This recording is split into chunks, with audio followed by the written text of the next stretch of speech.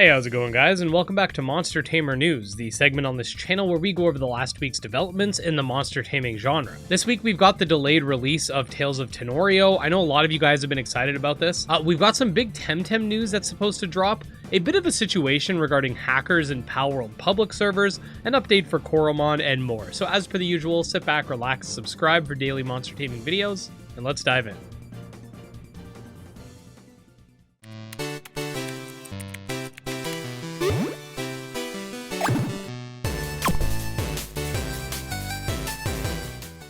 Alright, so first of all, the Palworld developers have made a statement regarding an issue with people hacking and griefing other players in public servers. Essentially, the gist of the situation is that they're working on getting an external anti-cheat in order to combat this. However, it will take some time. I know some people are really annoyed by this, but I do want to just say that the developers were never expecting the game to be as big as it was, so it isn't too crazy to assume that they weren't exactly prepared for something like this to happen, especially with the scope of things. Personally, I'm not too upset with this issue. That could just be because I mostly play solo, but hopefully it'll get fixed soon. Also of note is that player counts have been dropping, and a lot of people have been using this as a way to say the game's dead or dying. However, this is not true by any means, and is to be expected with an early access title that was trending, and is not solely a multiplayer experience.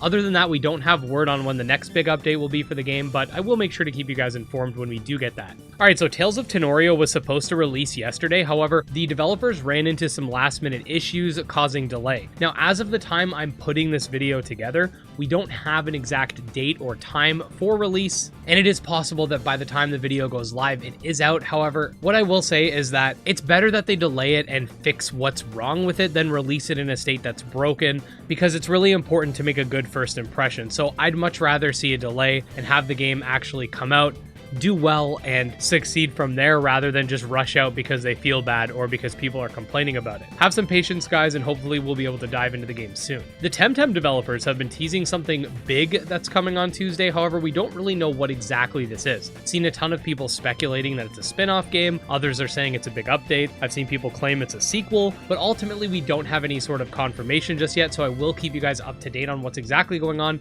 when we find out. From what I understand, however, the developers are still against adding new Temtem or islands to the game, so if it's just some sort of new game mode or something, I think it's going to leave a lot of people disappointed. And similarly, if it's some type of spin-off, that can go a variety of ways. They could end up making something really cool that excites the fan base, or it can end up being some weird Temtem Candy Crush or something like that that makes people really mad. So I'm just going to curb my expectations for now and keep you guys notified when we do get this reveal.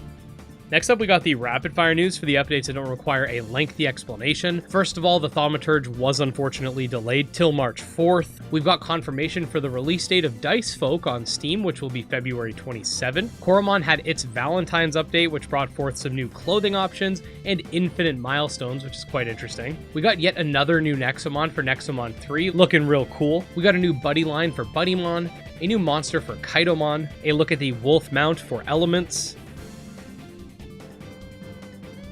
We get to see what resource gathering looks like for Tamamon. And finally, last but not least, the title screen for Dokimon has been revealed.